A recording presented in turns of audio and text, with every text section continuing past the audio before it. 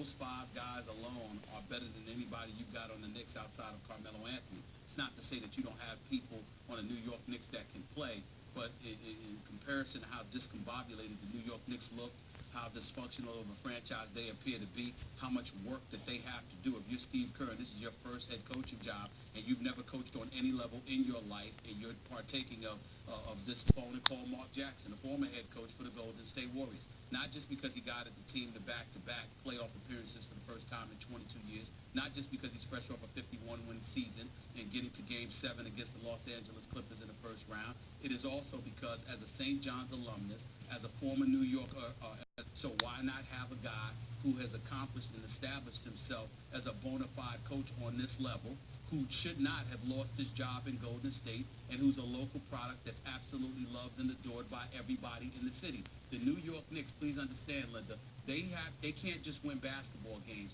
Before they do that, they have to win. They're smart enough to recognize that this is Phil Jackson's team.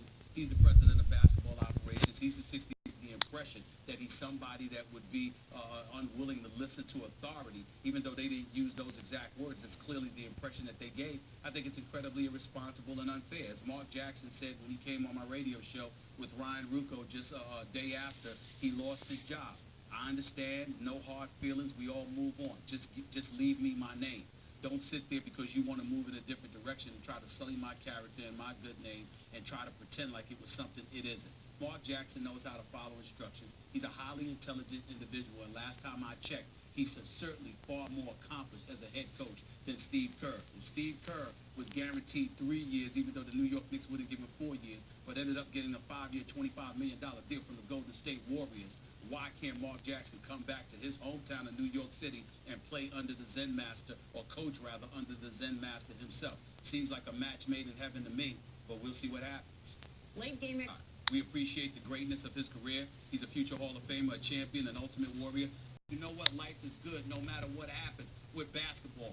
During the basketball season, you have to hate losing so much. You are just uncomfortable to be around when you're losing basketball games. That is what you need from a franchise player. It is not what you got from Deron Williams this year in Brooklyn, or last year for that matter. So you're going to have to do something to get him on the ball, because if he's not doing what he's capable of doing, you're going to see similar results. They'll get to the postseason, and they'll be gone before it really matters. Stephen A. Smith.